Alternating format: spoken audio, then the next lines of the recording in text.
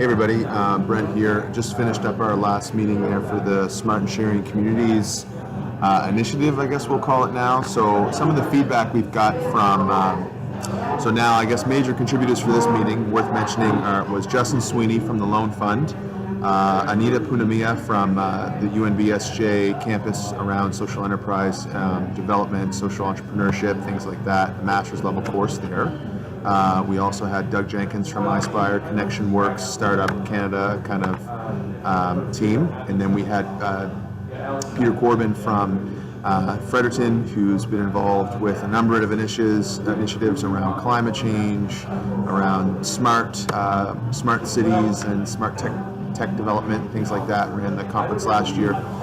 So a bunch of us got together and we're trying to hammer out some ideas, and what we walked away with was a couple of things. One, we think it's really good to avoid the big event at this time, and I'm starting to agree. It's not fleshed out enough yet. We do have Tom Lulin, who's given us a great track, but I think we need to develop some proof of concept stuff here. And Justin Sweeney and Anita are great pieces on that because they're actively involved with the social entrepreneurship culture and sphere.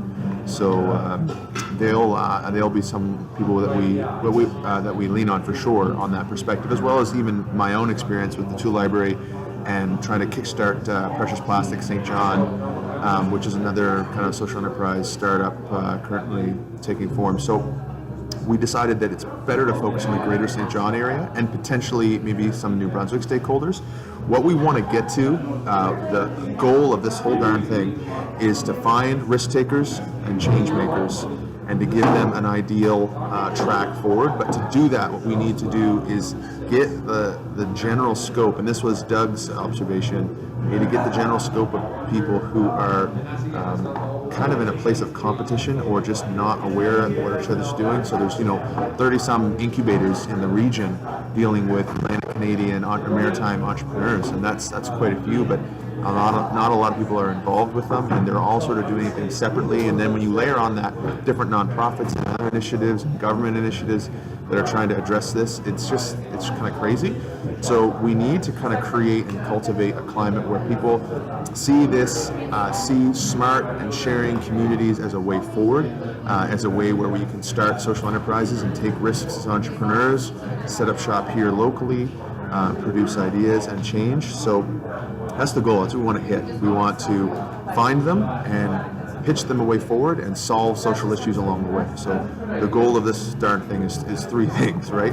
And so we'll narrow our scope in the meantime. We want to come up with some things that we can do in the interim, in the next 3 to 4 months. So setting aside the idea of potentially doing a conference in May, not letting that loom over us, because that's a big thing, and we don't have the scope, we don't have the buy-in from other local partners and things at this point yet. So we need to focus on what we can do manageably, and I think we can do more manageable stuff locally, finding some other people that participate, organizations to approach potentially, and that's where we need some ideas. Sorry, the sun is really coming in on that. That's where we need some ideas on who to approach, who to involve in this. We've already thought of the Pondish Ponde Center, the Student Ambassadors Program, New Labs, as people to bring in on that. We know that the business development groups like Enterprise St. John, Planet Hatch, the Venn Garage are other groups, and together if we can kind of start putting these pieces together, we can really see something develop, and we can synergize with what's going on.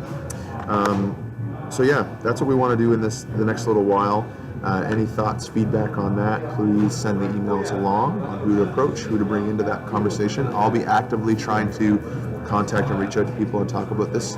And what we'd like to do is come up with some smaller local events that we can do to start spreading the word in a lead up to maybe just Tom Lulin coming, who again, for those of you who missed our engagement with Tom at the last meeting before this one, Tom's very involved with Smart and Sharing Communities initiatives.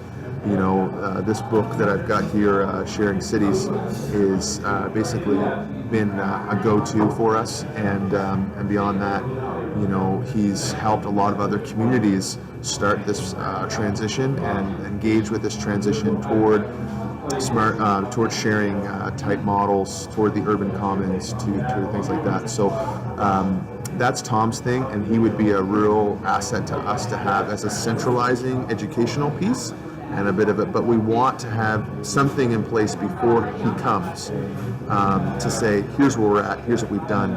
And Doug Jenkins mentioned that maybe some of that will come around mapping. So Enterprise St. John is currently involved with a mapping initiative, trying to map strategic resources that exist for entrepreneurs.